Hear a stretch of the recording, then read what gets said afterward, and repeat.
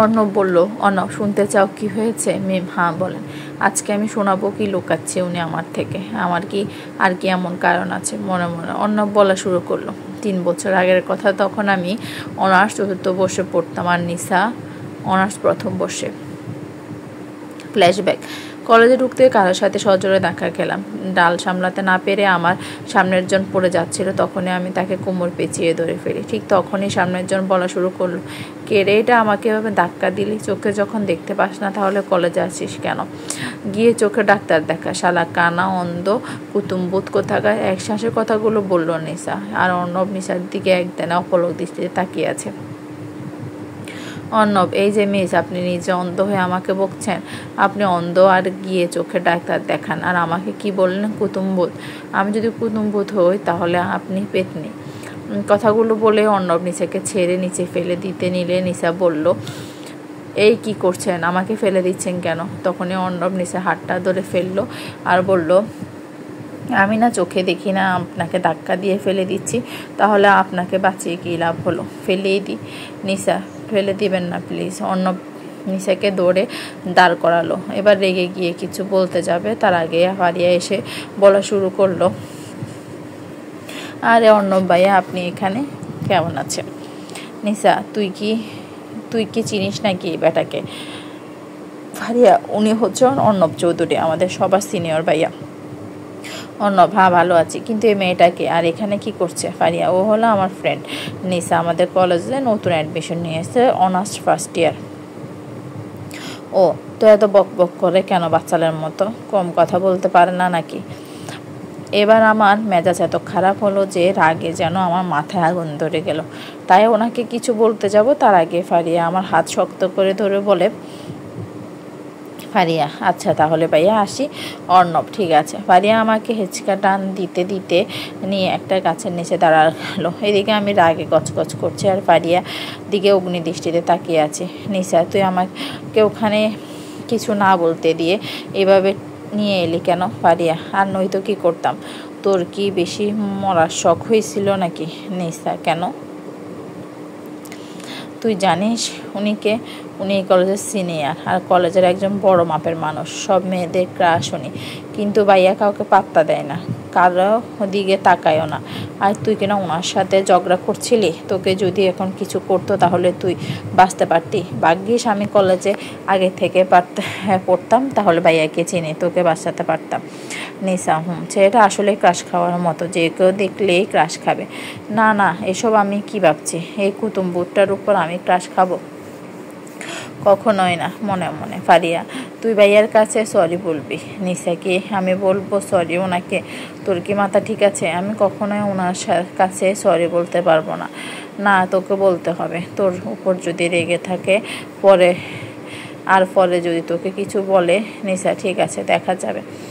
আজকে দিনটাই খারাপ। আজকে প্রথম কলেজে ভাবলাম মজা করব, তা না, সব আনন্দে শেষ হয়ে গেল ওই ব্যাটার জন্য। শালা কুতুম্বুত কোথাকার। ফারিয়া, হয়েছে, আর গালি দিতে হবে না, চলো ক্লাস যাই। নিসা, চলো। এদিকে অর্ণব নিসাকে দেখার পর থেকে ওকে ভুলতেই পারছে না। ফারহানকে বলছে, অর্ণব দোস্ত, দেখেছিস মেয়েটাকে? কি সুন্দর। মেয়েটাকে তো আমি ভুলতেই পারছি না, ওকে আমার চাই যেভাবে হোক। ফারহান, আমি কি ভুল শুনছি না তো? অর্ণব কাউকে পছন্দ করে, যে ছেলে নাকি কলেজে সব মেয়ের ক্রাশ।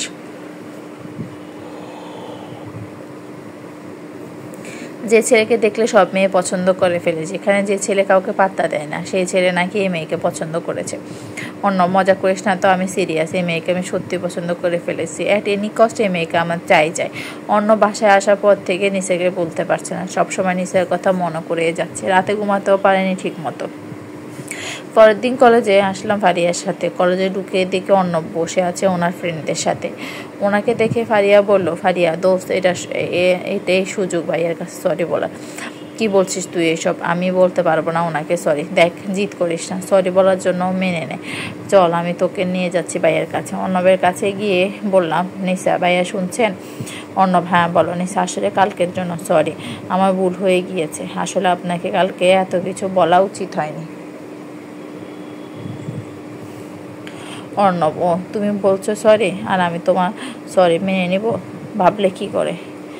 এবার আমার মেজাজ চরম সীমানায় পৌঁছে গিয়েছে। আমি বললাম, নিসা, আপনার সমস্যা কি? হ্যাঁ, আপনাকে আমি ভালো বলে সরি বলতে এসেছি, আর আপনি বলেছেন যে আমি ভাবলাম কি করে আপনি আমার সরি মেনে নেবেন। আমার না বইয়েই গিয়েছে আপনাকে সরি বলার জন্য। আমি তো আপনাকে কখনোই সরি বলতাম না, শুধুমাত্র ফারিয়ার কথায় আপনাকে সরি বলার জন্য রাজি হয়েছি। আর নিসা কাউকে কখনো সরি বলে না। আপনার ভাগ্য ভালো যে আমি আপনাকে সরি বলতে এসেছিলাম। যত সব ফাউল কোথাকার। অর্ণব, এই যে তুমি কি বললে আমি ফাউল, তাহলে তুমি কি? তুমি একটা বড়দের সাথে কীভাবে কথা বলতে হয় জানো না? আর লাগবে না তোমার ওই সরি। আমারও বয়ে গেছে তোমার সরি পাওয়ার। নিসা, আপনি আমাকে বেয়াদব বললেন। আমি বেয়াদবের কি করেছি? আপনাকে আমি জাস্ট সরি বলতে এসেছি, আর আপনি আমাকে যা নয় তা বলছেন। আমি আর আপনার সাথে কখনোই কথা বলতে চাই না। নিসা কথাটা বলে চলে আসলো সেখান থেকে। আর ফারিয়া অর্ণবকে বলল, ফারিয়া ভাইয়া, আপনি এমন করলেন কেন ওর সাথে? ও তো শুধু আপনাকে সরি বলতে এসেছিল, আর আপনি ওর সাথে খারাপ ব্যবহার করলেন। কথাটা বলে ফারিয়াও সেখান থেকে চলে এলো নিসাকে খুঁজতে। আর অর্ণব এদিকে হা করে তাকিয়ে আছে। ফারহান, দোস্ত তুই এমন করলি কেন মেয়েটার সাথে? সত্যি ও তো তোকে সরি বলতে এসেছিল। অর্ণব, আমার মাথা ঠিক ছিল না। ও আমাকে ফাউল বলেছে শুনে আমার মাথায় রাগ উঠে গিয়েছিল, আর আমি তো শুধু মজা করছিলাম। ব্যাপারটা যে এরকম সিরিয়াস পর্যায়ে চলে যাবে আমি ভাবতে পারিনি। ফারহান, এখন কি করবি? নিসা তো রাগ করে চলে গিয়েছে। এদিকে নিসা কেঁদে চলছে। ফারিয়া নিসাকে শান্ত করার চেষ্টা করছে, কিন্তু কোনো মতে শান্ত হচ্ছে না। ফারিয়া বলল, দোস্ত এভাবে কান্না করিস না আর বাদ দে তো এসব। নিসা, উনি আমাকে বেয়াদব বললেন কেন? আমি কি করেছি? উনি তো শুরু করেছিলেন, আর আমি কখনো ওনার সামনে যাব না। ফারিয়া, তুই ঠিকই বলেছিস, তোর আর ওনার সামনে যাবি না, তাহলে সব ঠিক থাকবে। ক্লাস শেষে আমি আর ফারিয়া বের হয়েছি বাসায় যাওয়ার জন্য, কিন্তু সামনে দেখে অর্ণব দাঁড়িয়ে। অর্ণব আমার দিকে তাকিয়ে আছে। হাবভাব মনে হচ্ছে কিছু বলতে চাই। আমি কিন্তু ওনার সাথে কথা বলবো না। ওনার সামনে দিয়ে যেতে নিলে উনি আমাকে কিছু বলতে যাবেন, তার আগে আমি ওনাকে পাশ কাটিয়ে চলে গেলাম। পেছনে ফিরে আর তাকালাম না। তাকালে হয়তো দেখতে পেতাম উনি অবাক হয়ে তাকিয়ে আছেন। পরের দিন কলেজে আসার পর শুনি প্রথম ক্লাস নাকি হবে না। তাই আমি আর ফারিয়া বাইরে বসে গল্প করছিলাম। তখনই দেখি অর্ণব কোথা থেকে যেন আসছে। ভালোভাবে খেয়াল করে দেখি আমাদের দিকে আসছে। তাই ফারিয়াকে নিয়ে সেখান থেকে এক প্রকার দৌড়ে চলে এলাম, কারণ ওনার মুখোমুখি হতে চাই না। আবার যদি অপমান করে বসে। এক সপ্তাহ কেটে গেল, নিসা কোনো মতে অর্ণবের সামনাসামনি হয়নি। অর্ণবকে দেখলে নিসা দৌড়ে পালিয়েছে, আর অর্ণব নিসার সাথে কথা বলার চেষ্টা চালিয়ে গেছে। এই কয়েকদিনে নিসার অনেকের সাথে বন্ধুত্ব হয়েছে। ভালোই কেটেছে নিসার দিনগুলো। আর এদিকে অর্ণব কোনো মতে নিসার সাথে কথা বলতে পারছে না। অনেক কষ্ট করেও কিছুই হয়নি, নিসা ওর সামনে আসে না। তাই ফারহানকে বলল, দোস্ত কি করি বলতো? নিসা তো কিছুতেই সামনে আসছে না। ওকে সরি বলবো কি করে? আর ওকে এখনই সরি বলতে পারিনি, আর কবে যে বলতে পারবো ওকে পছন্দ করি সেটা হয়তো আর কখনোই বলা হবে না। ফারহান, আরে দোস্ত তুই চিন্তা করিস না। আমি আছি কি করতে? আমি থাকতে তোর কোনো চিন্তা করতে হবে না। আমি আজকে ব্যবস্থা করছি। তুই আজকে নিসাকে সরি বলবি। নিসা আর ফারিয়া বসে গল্প করছিল। তখনই ফারহান এসে বলল,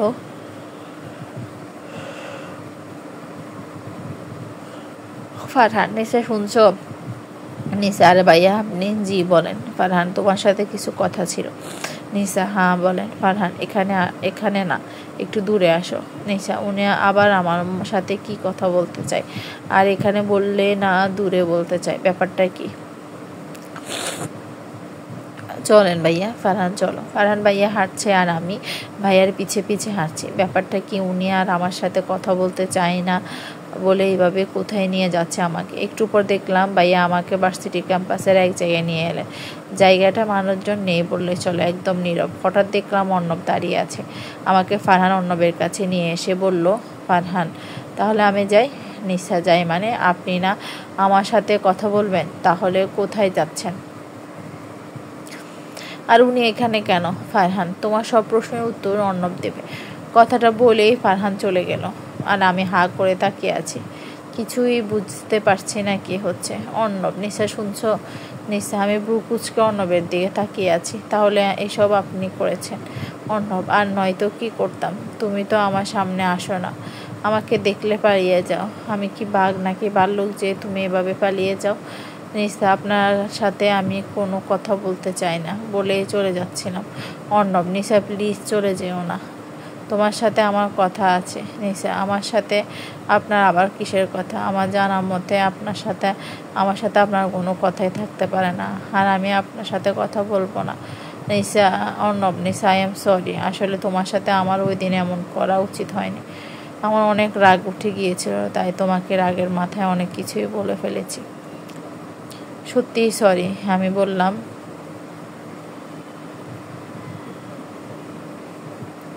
আপনি বলেছেন সরি আমাকে? এখন তো মনে হচ্ছে আমি সজাগ অবস্থায় স্বপ্ন দেখেছি। কেন, আমি কি তোমাকে সরি বলতে পারি না? না, আপনি যেমন মানুষ, আপনার তো ভাবই আলাদা। কেন, আমি কেমন মানুষ? নিসা, না কিছু না। দেখো, আমাকে যতটা খারাপ ভাবো আমি ততটা খারাপ না, আমি যথেষ্ট ভালো আছি। নিসা, তা তো দেখতেই পাচ্ছি। অর্ণব, কি দেখতে পাচ্ছ? গম্ভীর স্বরে জিজ্ঞেস করলাম। না না, কিছু না। অর্ণব, আচ্ছা আমরা কি ভালো ফ্রেন্ড হতে পারি? নিসা, আমার সাথে আপনার আবার কিসের ফ্রেন্ডশিপ? না মানে, আমাদের এই ঝগড়ার সম্পর্কটা কি বন্ধুত্বে পরিণত করতে পারি না? নিসা, দেখা যাক। অর্ণব, আচ্ছা থ্যাংক ইউ। নিসা, তাহলে আমি আসি। অর্ণব, ঠিক আছে। কথা শেষ করে আমি চলে এলাম ফারিয়ার কাছে। ফারিয়ার কাছে আসার পরে ফারিয়া আগ্রহের সাথে জিজ্ঞেস করা শুরু করলো, দোস্ত কি হয়েছে? তোকে কোথায় নিয়ে গিয়েছিল? আর কি বলেছে? কথাগুলো এক শ্বাসে বলল। নিসা, আরে থাম থাম, আগে তুই নিঃশ্বাস নে। ফারিহা, বল না কি হয়েছে? নিসা, কি আর হবে, গিয়ে দেখে অর্ণব দাঁড়িয়ে আছে আর ফারহান ভাইয়া ওনার সাথে কথা বলার জন্য নিয়ে গিয়েছে। ফারিয়া, কি বললো অর্ণব ভাইয়া? নিসা, আমাকে সরি বলেছে আর আমার সাথে ফ্রেন্ডশিপ করতে চায়। ফারিয়া, কি সত্যি ভাইয়া তোর সাথে ফ্রেন্ডশিপ করতে চায়? সব মেয়ের ক্রাশ নাকি, যে নাকি কোনো মেয়ে দিকে পাত্তাই দেয়, তাকায় না, পাত্তা দেয় না, সে তোর সাথে ফ্রেন্ডশিপ করতে চায়? আমার তো বিশ্বাসই হচ্ছে না। নিসা, আরে কি শুরু করছিস, বাদ দে তো। ফারিয়া, এখন আমি বাদ দিব? ডং যত্ত সব। এদিকে অর্ণব অনেক খুশি, ও নিসাকে সরি বলতে পেরেছে। ফারহানকে বলেছে, অর্ণব দোস্ত থ্যাংক ইউ, তোর কারণে আজকে নিসাকে সরি বলতে পেরেছি, তুই না থাকলে হয়তো বলাই হতো না। ফারহান, আরে ফ্রেন্ড হয়ে যদি কোনো উপকারে না আসি তাহলে ফ্রেন্ড হলাম কেন? অর্ণব, এর জন্য তুই আমার বেস্ট ফ্রেন্ড। ফারহান, হা হা হা, এখন তুই ওরে কিভাবে বলবি যে তুই ওকে পছন্দ করিস? সেইটা ভাব। যেমন হাইপার টাইপের মেয়েরে বাবা, দেখলে ভয় লাগে। ফ্রেন্ডশিপের অফার তো দিলাম, দেখা যাক কি হয়। আগে ভালো ফ্রেন্ড হয়ে নি, তারপর বলবো। ফারহান, ওকে। কলেজ শেষে রিক্সার জন্য দাঁড়িয়ে আছি, কিন্তু কোনো রিক্সা পাচ্ছি না। আজকেও ফারিয়া আসেনি কলেজে। এখন একা একা এখানে দাঁড়িয়ে কি করব? হঠাৎ দেখি একটা গাড়ি সামনে এসে দাঁড়ালো। ভালো করে খেয়াল করে দেখি অর্ণব। অর্ণব বলছে, এখানে একা একা দাঁড়িয়ে না থেকে আমার সাথে আসো, আমি তোমাকে পৌঁছে দিচ্ছি। নিসা, না না, আমি একাই যেতে পারবো, আপনার কষ্ট করতে হবে না। অর্ণব, অনেকক্ষণ থেকে তো দাঁড়িয়ে আছো, একটা রিক্সাও তো পেলে না, কখন যাবে কখন পাবে তার নিশ্চয়তা নেই, তার চেয়ে বরং আমার সাথে চলো। আসলে কখন যে রিক্সা পাবো তা আর তার গ্যারান্টি নেই, ওনার সাথে চলে যাওয়াই ভালো মনে হবে। অর্ণব, কি হলো, কি এত ভাবছো? আসো। আর কিছু না ভেবে গাড়িতে উঠে গেলাম আর নিসাকে বাসায় পৌঁছে দিয়ে চলে গেলাম। অর্ণব আর নিসার সম্পর্কটা এখন ভালোই চলছে। দুজন এখন আর ঝগড়া করে না, দুজন এখন ভালো ফ্রেন্ড হয়ে গিয়েছে। একসাথে বসে গল্প করে, ঘুরোঘুরি করে, এখন ওদের যে ফোনেও যোগাযোগ হয়। দুজন দুজনের খেয়াল রাখে। অর্ণব নিসাকে প্রতিদিন বাসায় পৌঁছে দেয়।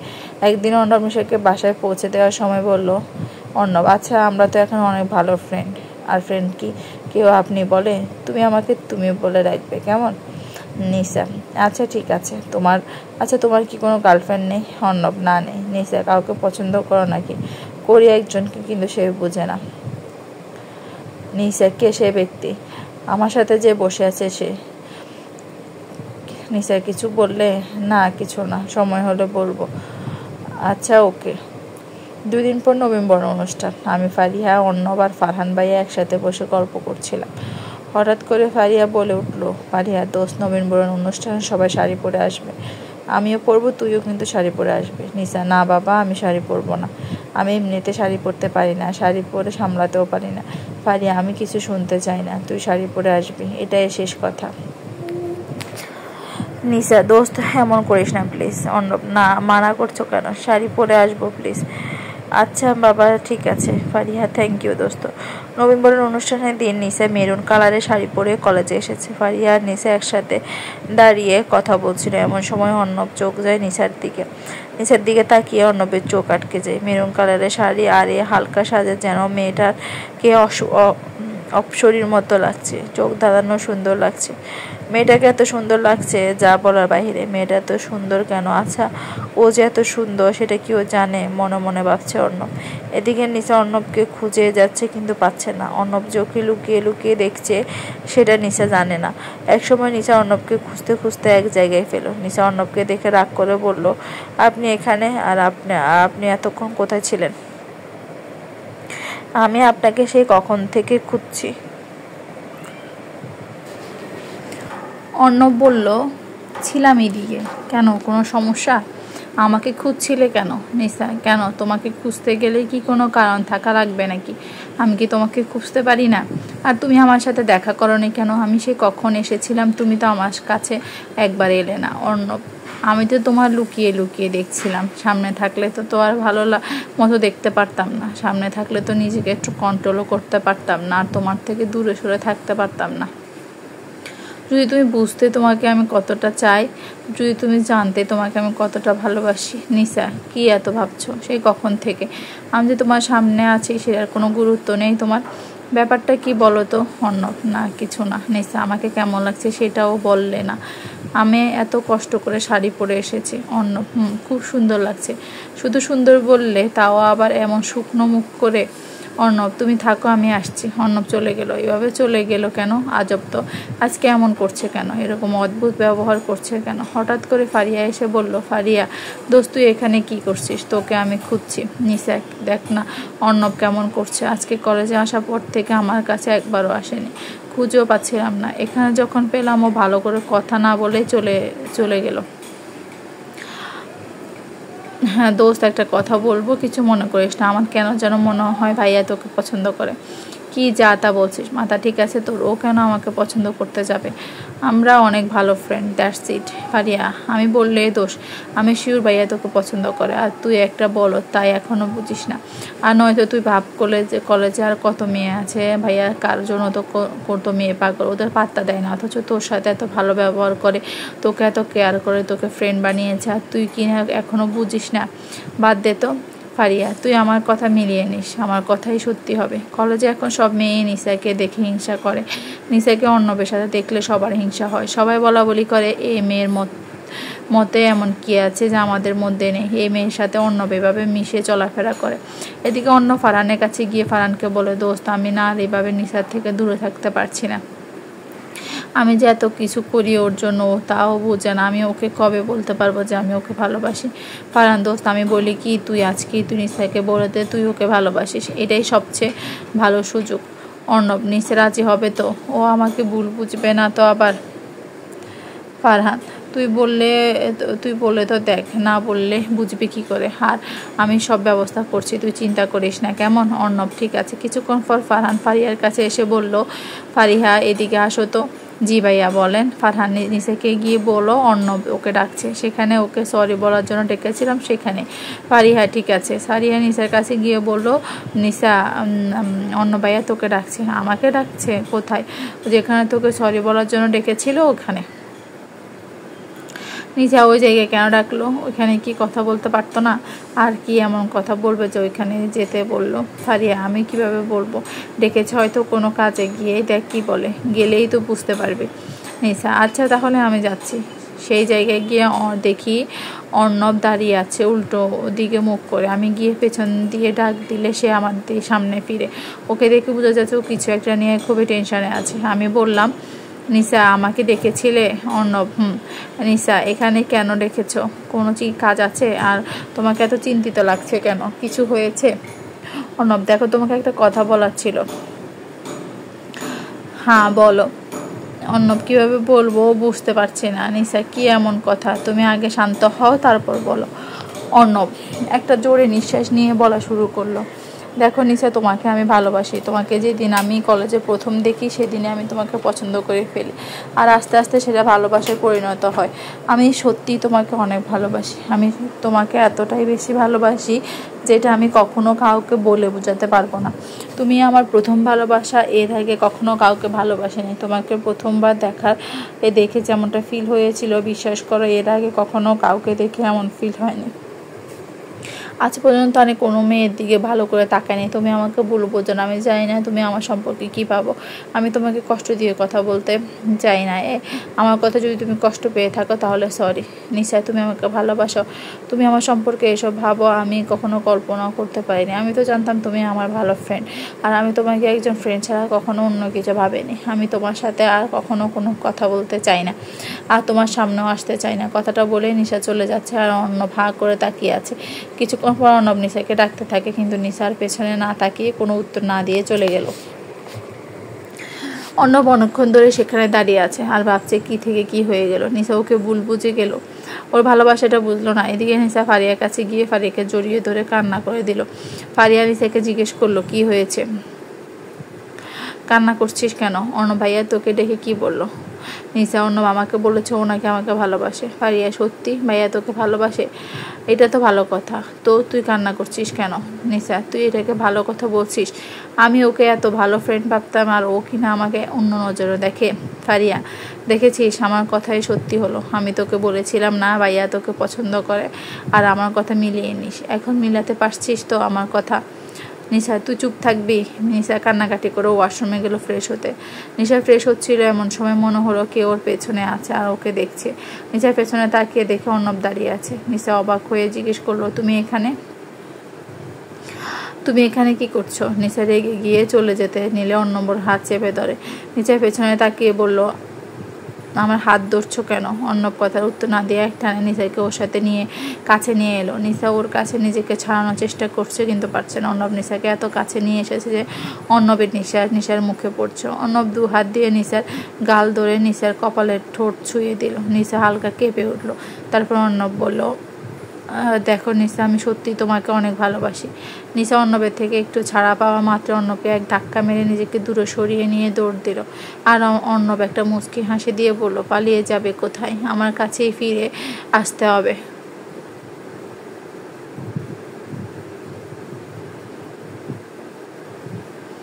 ওয়াশরুম থেকে বের হয়ে সোজা ফারিয়ার কাছে গিয়ে ফারিয়াকে বললাম, ফারিয়া, আমি বাসায় চলে যাচ্ছি, তুই কি যাবি আমার সাথে? ফারিয়া, কি বলছিস, এখনই চলে যাবি? কি হয়েছে তোর? না কিছু না, তুই না গেলে থাক, আমি চলে যাচ্ছি। ফারিয়াকে আর কিছু বলতে না দিয়ে চলে এলাম। অর্ণব ওয়াশরুম থেকে বের হয়ে নিশাকে খুঁজে পাচ্ছে না। নিশা না পেয়ে ফারিয়াকে দেখে বলল, অর্ণব, ফারিয়া নিশাকে কি দেখেছো? ফারিয়া, হ্যাঁ ভাইয়া, ও তো মাত্রই চলে গেল। কি যেন হয়েছে? কিছু না বলে চলে গেল। আপনি কি কিছু জানেন? অর্ণব, না কিছু জানি না তো। মেয়েটা চলে গেল এভাবে? নিশা তো আমাকে ভুল বুঝেই যাচ্ছে। ওকে আমাকে বুঝবে না? আজব মেয়েরে বাবা, কি এমন বললাম যে এত রিয়েক্ট করা লাগবে? কি এমন অপরাধ করলাম? ভালোই তো বেসেছি, তাই বলে এমন করবে? কিন্তু আমিও নাচরবান্দা, আমি তোমাকে আমার করে ছাড়বো যেভাবে হোক। এদিকে নিশা বাসায় এসে ওর মাকে কিছু না বলে রুমে গিয়ে দরজা বন্ধ লাগিয়ে দিল। নিশার মা তো নিশার এমন কাজে অনেক অবাক, কেননা নিশা বাসায় এসে সবার আগে ওর মাকে জড়িয়ে ধরে, কিন্তু আজ নিশা ওর মাকে কিছু না বলে রুমে চলে গেল। নিশার মা ভাবছে হয়তো কিছু হয়েছে, আর নয়তো মন খারাপ, তাই নিশাকে আর ডাক দিল না, কিছু বললও না। রুমে ঢুকে একটা লম্বা শাওয়ার নিলাম। শাওয়ার নিয়ে রুমে এসে শুয়ে পড়লাম। শোয়ার সাথে সাথে রাজ্যের ঘুম চলে এলো চোখে। কারো ফোনে ঘুম থেকে উঠলাম, ফোন বেজেই চলছে, তাই বিরক্তি নিয়ে দেখলাম কে ফোন করেছে। দেখলাম অন্য ফোন করেছে, দেখে ফোনটা কেটে দিলাম, কিন্তু আবারও ফোন দিলে কেটে দিলাম, কিন্তু ফোন দিয়ে যাচ্ছে। একসময় ফোনটা ধরে বললাম, এই তোমার সমস্যা কি? হ্যাঁ, দেখেছো না বারবার কেটে দিচ্ছি, তাও ফোন করেই যাচ্ছ, সমস্যাটা কোথায়? এখন কথা বলছো না কেন? নিশা, তুমি কি আমার উপর রাগ করে আছো এখনো? রাগ করবো না কেন? নিশা, প্লিজ বোঝার চেষ্টা করো, আমি সত্যিই তোমাকে ভালোবাসি। আমি তোমাকে কখনো কষ্ট দিতে চাই না। তোমাকে খুশি দেখার জন্য আমি সব করতে রাজি। নিসা, আমি তোমার সাথে কোনো কথা বলতে চাই না, আর ফোন দিবা না। কথাটা বলে ফোন কেটে দিলাম। অন্য ফোন দিয়ে যাচ্ছে, আমি তাই ওর নাম্বারটা ব্ল্যাক লিস্টে ফেলে দিলাম। ভালোই লাগছে না কিছুই। ঘড়ির দিকে তাকিয়ে দেখি রাত 8টা বেজে গেছে। আম্মু আমাকে ডাকেনি কেন এখনও? রুম থেকে বের হয়ে আম্মুর কাছে গিয়ে বসলাম। নিসা, আম্মু এত রাত হয়ে গেছে, আমাকে ডাকনি কেন? ভাবলাম তো শরীরটা খারাপ, তাই আর ডাকিনি। নিসা, ও রাতের খাবার খেয়ে রুমে এসে ভাবছি অর্ণব কি আসলে আমাকে ভালোবাসে। কেন যেন কোনো ছেলেকে বিশ্বাস হয় না। ছেলেটা অবশ্য মন্দ না, এতদিন হয়েছে ওর সাথে মিশেছি, ভালোই তো মনে হয়েছে। কখনো খারাপ ব্যবহার করেনি, খারাপ কিছু করেনি, সবসময় খেয়াল রাখে আমার। আর পছন্দ না হওয়ার মতো ছেলেও না যে কেউ প্রথম দেখাতে পছন্দ করে ফেলবে ওকে। তবুও কেমন যেন মনে হচ্ছে, দেখি আর কতদিন ঘুরাতে পারি। একটু যাচাই বাছাই করে নিই, তারপর চিন্তা করা যাবে। পরের দিন আর কলেজে গেলাম না, ভালো লাগছে না যেতে। ফারিয়া ফোন দিয়েছিল যাওয়ার জন্য, কিন্তু মানা করে দিয়েছি। 3 দিন হলেও কলেজে যাই না। ফারিয়া অনেকবার ফোন দিয়ে বলেছে যেতে, কিন্তু বলে দিয়েছে যে যাব না। ফারিয়া অনেক কিছুই জিজ্ঞেস করছে কেন যাচ্ছি না, কোনো সমস্যা আছে কি না। আমি বলছি এমনি যাই না, ভালো লাগছে না। এদিকে নিসা কলেজে আসছে না দেখে অর্ণবের অবস্থা খারাপ। নিসা ওর নাম্বার ব্ল্যাক লিস্টে রেখে দিয়েছে, তাই ফোনও করতে পারছে না, ওর কোনো খবরও পাচ্ছে না। অর্ণব প্রায় পাগল হয়ে যাওয়ার মতো অবস্থা। ঠিক মতো খায় না, ঘুমায় না, নিজের যত্ন নেয় না নিসার জন্য, কারণ ও নিসাকে একদিন না দেখে থাকতে পারে না। সেখানে 3 দিন হয়ে গেছে, নিসাকে দেখে না, ওর কোনো খোঁজ খবর পাই না। ফারিয়াকে অনেকবার জিজ্ঞাসা করেছে নিসা কেন কলেজে আসছে না, ওর কেন খোঁজ খবর আছে কিনা। ফারিয়া বলেছে ও নিসাকে জিজ্ঞেস করেছিলাম, কিন্তু নিসা কিছুই বলছে না, শুধু বলে এমনি ভালো লাগে না তাই আসে না। আজকে ফারিয়া আমাদের বাসায় এসেছে আমাকে কলেজে নিয়ে যাওয়ার জন্য। আজকে আর কলেজে না গিয়ে পারলাম না, কারণ ফারিয়া যেভাবে জোরাজোরি করলো তাতে আর কিছু হলো না, যেতে হলো। কলেজে গিয়ে দেখে অর্ণব দাঁড়িয়ে আছে, কি অবস্থা করে রেখেছে, নিজের চোখের নিচে দাগ পড়ে গেছে। দেখেই বোঝা যাচ্ছে কয়েকদিন ভালো করে ঘুমায়নি, আর চোখ ফোলা দেখে বোঝা যাচ্ছে কান্না করেছে অনেক। চুলগুলো উস্কো হয়ে আছে, দেখে মনে হচ্ছে দেবদাস হয়ে গেছে কারোর জন্য। পাগল হয়ে গেল না, কি অবস্থা করে রেখেছে কেন নিজের। আজব তো। নিসাকে আজকে আসতে দেখে অর্ণবের মুখ উজ্জ্বল হয়ে উঠলো।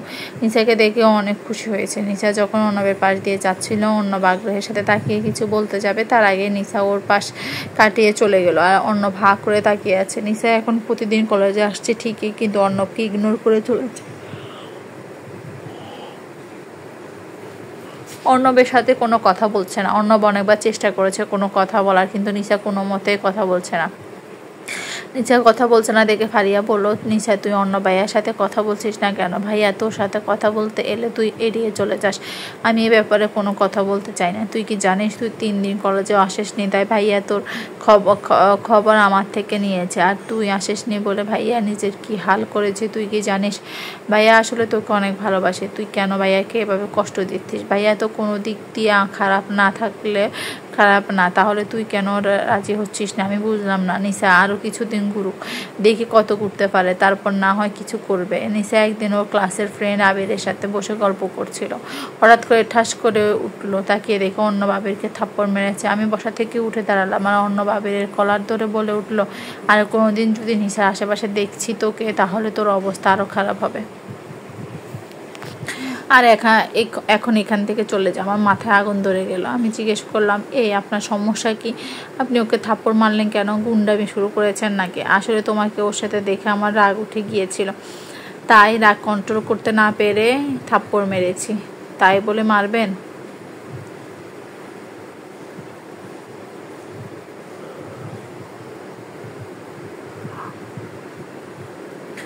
অর্ণব বলল, ওই ছেলের সাথে তো খুব হাসাহাসি খুশিভাবে কথা বলছিলে। কই, আমার সাথে তো বলো না।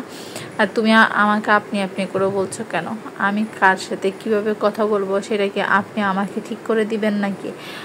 আমার যার সাথে যেভাবে ইচ্ছে আমি কথা বলবো, তাতে আপনার কোনো সমস্যা আছে? আর আপনাকে আপনি করে বলবো না তো কি করে বলবো? আপনি আমাকে কে হন যে তুমি করে বলবো? অর্ণব, তুমি আমার সাথে এমন করছো কেন? নিসান, আর নয়তো কি করব? আপনি যা শুরু করেছেন এখন তা আপনাকে দেখে আমার ভয় লাগছে। কখন যে আমাকে মেরে বসেন তার ঠিক নেই। অর্ণব, আমি তোমাকে মারতে যাব কেন? আমি তো তোমাকে ভালোবাসি। নিসা, এই বুঝি আপনার ভালোবাসার নমুনা? মানুষকে মেরে ভালোবাসা বুঝাতে এসেছেন? রাখেন আপনার ভালোবাসা। নিসা, প্লিজ এমন করো না, আমাকে এভাবে দূরে ঠেলে রেখো না। আর আমি আর থাকতে পারছি না তোমার থেকে দূরে। কি করলে তুমি বিশ্বাস করবে আমি তোমাকে ভালোবাসি? নিসা, হয়েছে, আর ন্যাকামি করতে হবে না। কথাটা বলে সেখান থেকে চলে আসছি আর মুখ টিপে হাসছি। পেছনে ফিরে আর তাকালাম না। তাকালে হয়তো দেখতে পেতাম বেচারা মন খারাপ করে দাঁড়িয়ে আছে।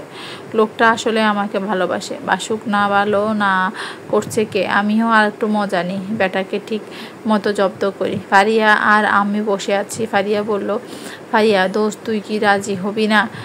ভাইয়া আর কি করলে তুই বুঝবি যে উনি তোকে ভালোবাসে? আর কি করলে তুই রাজি হবি? নিসা, আরে কে বলেছে আমি রাজি হব না?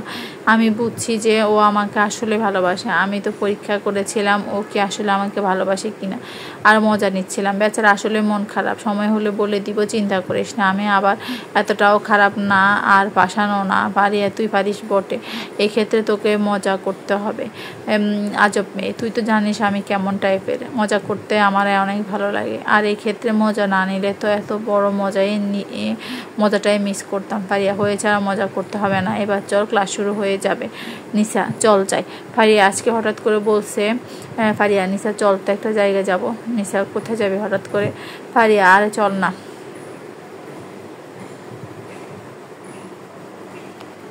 নিসা, না আমি যাব না। বলা নেই কোয়া নেই, হঠাৎ করে এসে বলে এক জায়গায় যাব, না বললে যাব না।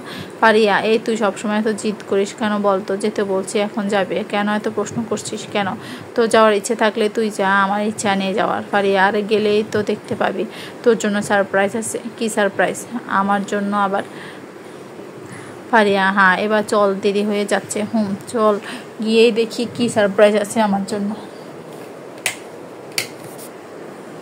ফারিয়া ক্যাম্পাসের একটা ফাঁকা বিল্ডিংয়ের কাছে নিয়ে এলো। বিল্ডিংয়ের একটা ফাঁকা রুমে নিয়ে গেল। রুমে ঢুকে চোখ কপালে উঠে গেল। চোখ বড় বড় সামনের দিকে তাকিয়ে আছে। আমি নিজে চোখকে বিশ্বাস করতে পারছি না। রুমটা অনেক সুন্দর করে সাজানো, বেলুন দিয়ে ফুল দিয়ে সাজানো রুমটা।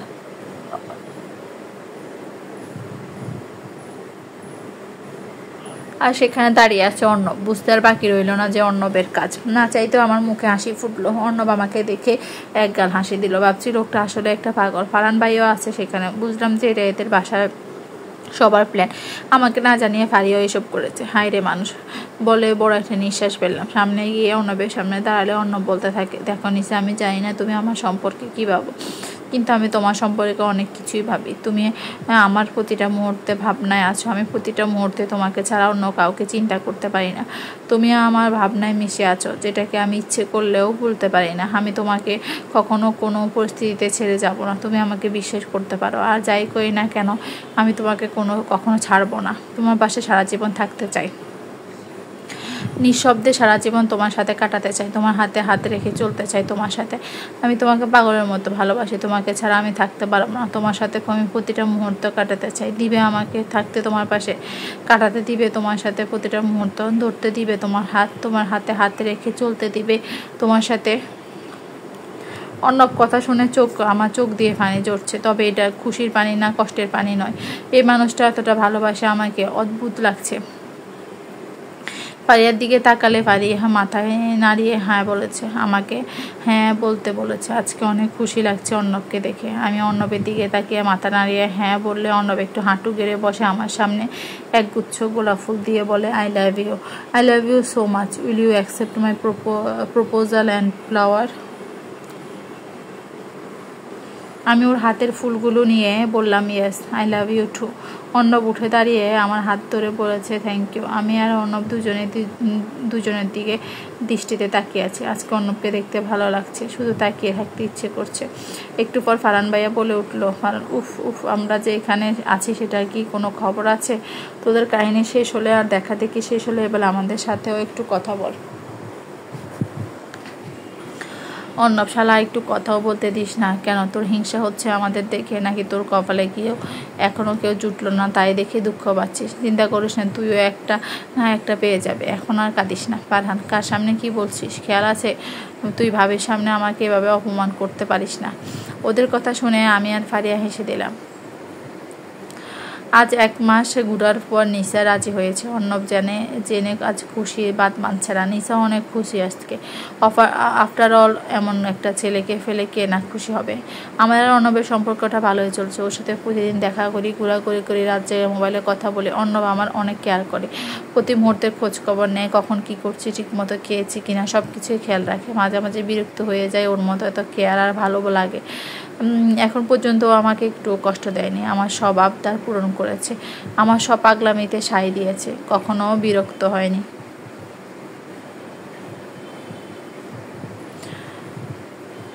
কলেজ শেষ হওয়ার পর বের হয়ে দেখি অন্য বাইক নিয়ে দাঁড়িয়ে আছে। আমি তো দেখি খুশিতে আত্মহারা, কারণ আমার বাইক উঠতে অনেক ভালো লাগে।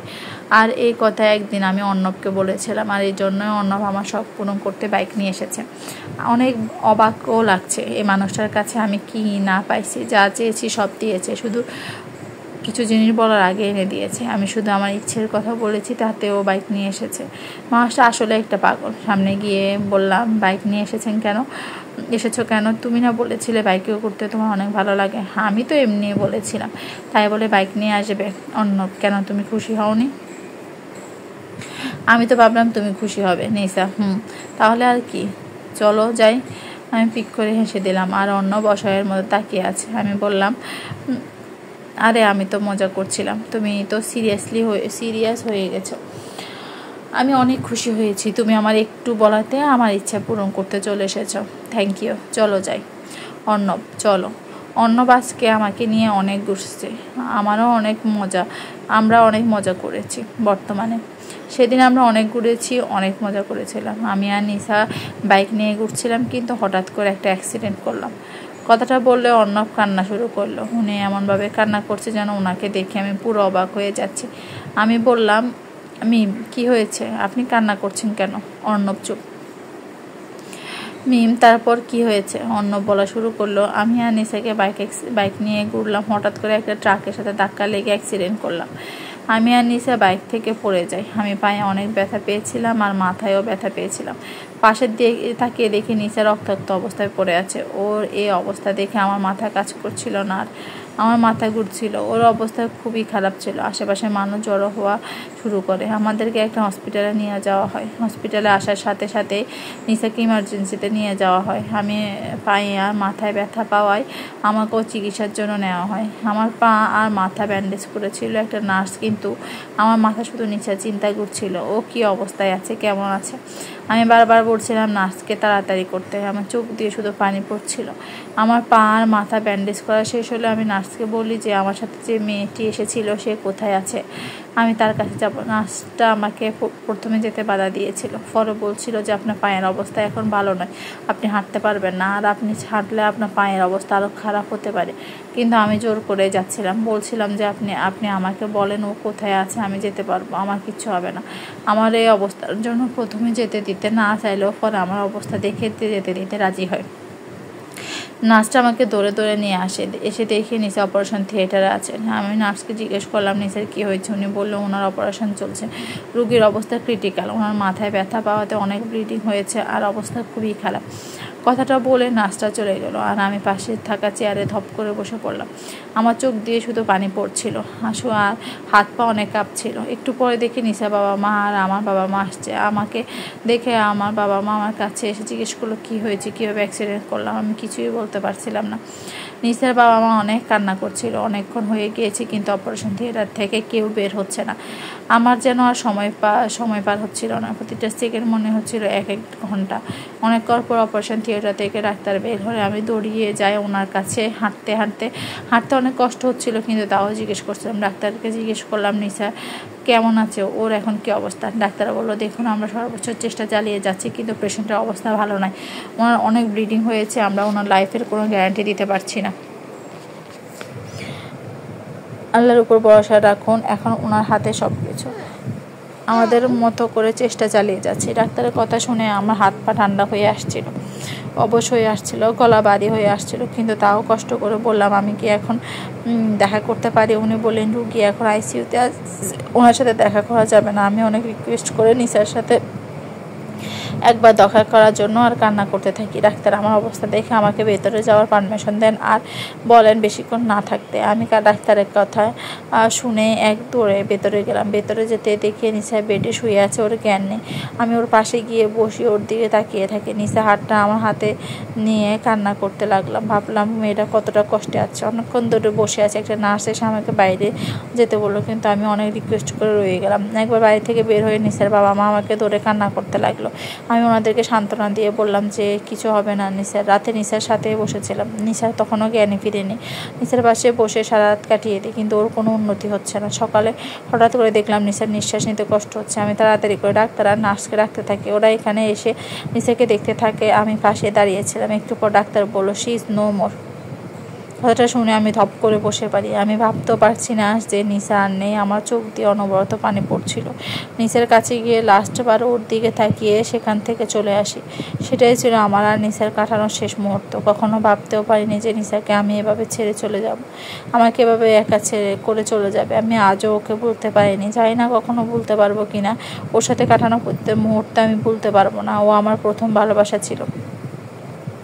অর্ণব বলে কথাগুলো বলে অর্ণব কান্না করে। আমিও আর বাধা দিলাম না। উনি ওনার মতো করে কান্না করুক। হয়তো কান্না করলে ওনার ভালো লাগবে। ওনার সাথে আমারও চোখ দিয়ে পানি পড়ছে। ওনার কথাগুলো শুনে অনেক কষ্ট লাগছে আর নিশার জন্য খারাপও লাগছে। আমি কখনো কোনো ছেলেকে এভাবে কান্না করতে দেখিনি। ছেলেরা নাকি সহজে কান্না করে না। ওনার কান্না দেখে বোঝা যাচ্ছে উনি অনেক কষ্টে আছেন।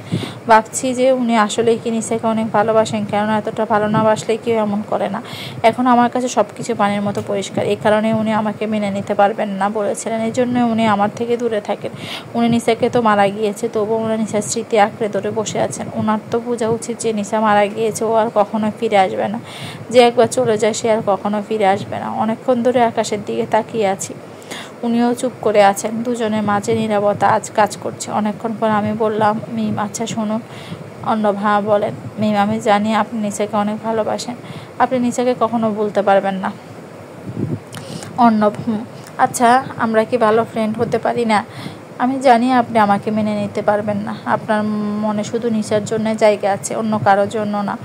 তবুও কি আমরা ফ্রেন্ড হতে পারি না? অর্ণব হ্যাঁ অবশ্যই। আমি হাত বাড়িয়ে দিয়ে বললাম, তাহলে এখন থেকে আমরা ভালো ফ্রেন্ড। অর্ণব একটু হাসি দিয়ে আমার সাথে হাত মিলালেন। এই মুহূর্তে ওনার হাসিটা অনেক ভালো লাগছে। হয়তো উনি একটু হলেও স্বাভাবিক হতে পেরেছেন। ভাবছি এই মেয়েটার মধ্যে কি আছে। মুহূর্তে মুড চেঞ্জ করে দিল। মানতে হবে কিছু একটা আছে মিমের মধ্যে। আমি আর অর্ণব কিছুক্ষণ কথা বলে ছাদ থেকে চলে আসি। অনেক রাত হয়েছে। ওনার কাহিনী শুনতে শুনতে অনেকটা সময় পার হয়ে গেছে। রুমে এসে শুয়ে পড়ি। অর্ণব ফ্রেশ হয়ে এসে শুয়ে পড়ে।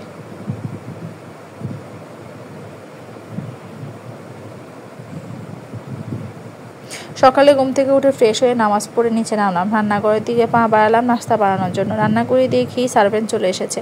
আমাকে দেখে বলল, ভাবি চাইলে আসছেন, আজকে কি বানাবো বলেন, আমি সাহায্য করতেছি। আমি একটা হাসি দিয়ে বললাম, এত ব্যস্ত হওয়ার কিছু নেই, আমি করছি, আপনি আমাকে একটু সাহায্য করুন। আজকে নাস্তা আইটেমে পরোটা, গরুর মাংস ভুনা, সবজি ভাজি আর পায়েস করেছি। নাস্তা বানানোর শেষে রুমের দিকে পা বাড়ালাম। রুমে গিয়ে অর্ণবের অফিসে যাওয়ার জিনিসপত্র গুছিয়ে দিচ্ছিলাম। এমন সময় অর্ণব বলে উঠল, মিম জি বলুন। কালকে আমার কোনো কথাই তুমি কষ্ট পেয়েছ? আমি না তো, কষ্ট পাবো কেন? আমি জানি তুমি আমার আর নিশার কাহিনী শুনে কষ্ট পেয়েছো, যেটা তুমি মুখ ফুটে প্রকাশ করছো না। দেখো আমি নিরুপায়। আমি নিশাকে ভুলতে পারবো না। আমি জানি আমি তোমাকে কষ্ট দিচ্ছি, কিন্তু আমি কিছু করতে পারবো না। আর আমার কোনো কথা যদি কষ্ট পেয়ে থাকো তাহলে আই এম সরি। ফ্রেন্ডকে কি কেউ সরি বলে? আমি তো আগে জানতাম না। মিমের কথা শুনে হেসে দিলাম। আমি ওকে কি বলছি আর ও এসব কথার মধ্যে কি বলছে? আমি বললাম, তাও তো কথা, আগে তো ভেবেই দেখিনি। কথাটা বলে উনি ফ্রেশ হতে চলে গেলেন। মানুষ বড়ই অদ্ভুত। ওনাকে দেখে আরও বুঝতে পারছি, কেননা উনি নিজেই বলেছেন যে উনি নিজেকে ছাড়া অন্য কারো কথা ভাবতে পারেন না। আবার এটাও বলছেন যে উনি বুঝতে পারছেন যে উনি আমাকে কষ্ট দিচ্ছেন আর মেনেও নিতে পারছেন না। এ কি অদ্ভুত ব্যাপার। মনে মনে ভাবছি আর হাসছি। নাস্তার টেবিলে সব গুছিয়ে রাখলাম। তখন বাবা এলেন। মা এসে বললেন, মা অনেক সুন্দর করে রান্নার গন্ধ বের হচ্ছে, এত ভালো রান্না করেছ, আমি তো আর থাকতে পারছি না। বসে পড়েন মা, দেরি করছেন কেন? সকাল সকাল তোমার হাতের এত মজার খাবার খেলে দিনটাই ভালো যায়।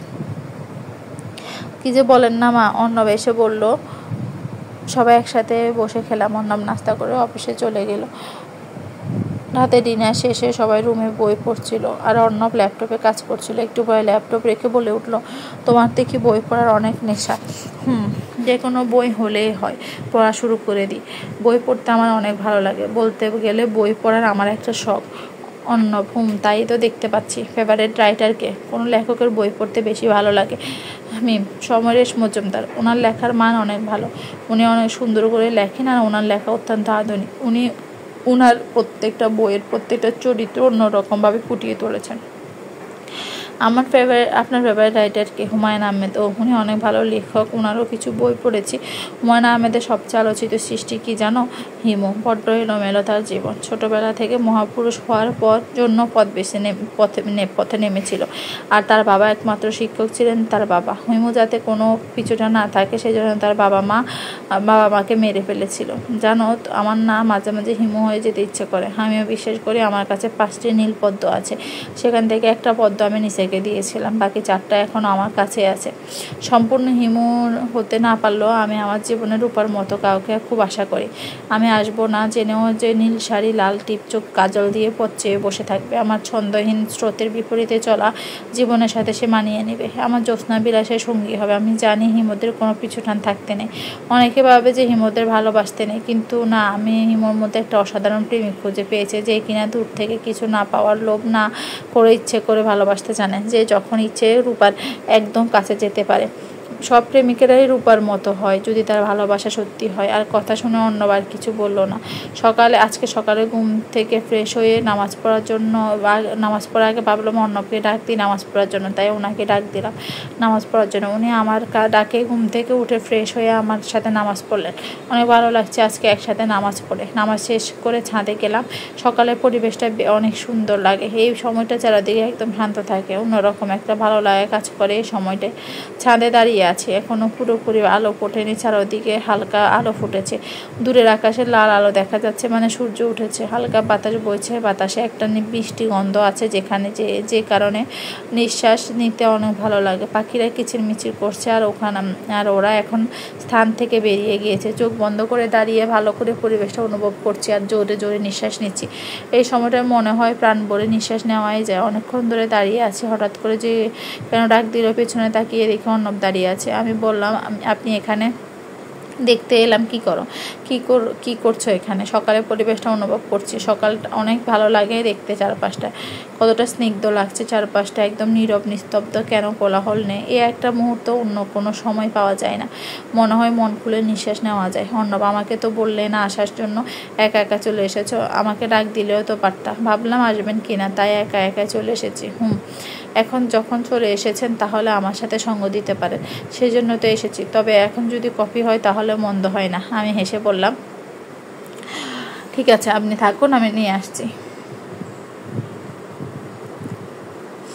নিচে গিয়ে দুজনের জন্য কফি বানিয়ে নিয়ে এলাম। ছাদে এসে দেখলাম উনিও চুপ করে দাঁড়িয়ে পরিবেশটা অনুভব করছেন। পাশে গিয়ে ওনাকে একটা কফির মগ দিলাম। আমি আর অর্ণব একসাথে কফি খাচ্ছি, ভালোই লাগছে সময়টা। কফির কাপে চুমুক দিতে অর্ণব বলে উঠল, তোমার হাতের কফির কোনো তুলনা হয় না। আমি কিছু বললাম না, শুধু একটা মুচকি হাসি দিলাম। প্রশংসা পেতে সবারই ভালো লাগা, সেটা যদি হয় প্রিয় মানুষটার মুখে, তাহলে তখনকার অনুভূতিটা যে কেমন তার বলার অপেক্ষা রাখে না। আমি অর্ণবের চোখের দিকে তাকিয়ে ভাবছিলাম, কে বলে ভালোবাসা মানে আদৌ শারীরিক? যারা বলে তারা কি আদৌ ভালোবাসে? এমন একটা মানুষের চোখের দিকে তাকিয়ে তো কাটিয়ে দেওয়া যায় বছরের পর বছর। এমন একটা মানুষকে তো যোজন যোজন দূর থেকেও ভালোবাসা যায়। অর্ণব, জানো আমি আগে কখনো এত সকালে বাইরে বের হয়নি। এখন যেমন এত সুন্দর করে মন দিয়ে পরিবেশটা অনুভব করছি, আগে কখনো করিনি। আজকে এখানে না আসলে, তোমার সাথে দাঁড়িয়ে পরিবেশটা অনুভব না করলেও হয়তো জানতে পারতাম না সকালের পরিবেশটা এত সুন্দর হয়, এত ভালো লাগে চারপাশটা। অর্ণবের কথায় ভাবনা ছেদ করলো। অর্ণব, কি ব্যাপার, কি ভাবছো? আমি চমকে উঠলাম। না, তেমন কিছু না। অর্ণব, আমি এতক্ষণ ধরে যা যা বললাম মনে হয় না কিছু শুনেছো। কি বলেছেন? থাক, তোমার আর শুনে কাজে নেই, বলে হেসে দিলাম। আমি একটু লজ্জায় পেলাম। আমি চোখ নামিয়ে ফেললাম। আচ্ছা তোমার কাছে ভালোবাসা মানে কি? ওনার হঠাৎ এমন প্রশ্নে কিছুটা অবাকই হলাম। যেমন আমার কাছে বহুদিন ভালোবাসা অর্থহীন ছিল, তোমার কাছে ব্যাপারটা কেমন? আমার কাছে ভালোবাসাটা একটা অনুভূতি, যার কোনো সংজ্ঞা আছে না কোনো ব্যাখ্যা আছে। আমার কাছে ভালোবাসতে কোনো কারণ লাগে না। আমি ভালোবাসা মানুষকে পাওয়ার আশা করি না। আমি বিশ্বাস করি যে আমি যদি কাউকে ভালোবাসি তাহলে তাকে আমি পাবোই। এই জীবন না পেলেও পরের জীবনে ঠিকই পাবো। অর্ণব, তুমি তো দেখছি ফিলোসোফার হয়ে গেছো। কখনো কাউকে ভালোবেসেছ? আছে একজন। কে? কখনো তো নাম বলনি। আমি মুচকি হেসে বললাম, রান্না করতে যাব, অফিসে যেতে হবে তো, এই বলে চলে আসলাম। অর্ণব যে আমি কতটা ভালোবাসি সেটা বলে আর নিজেকে ছোট করলাম না।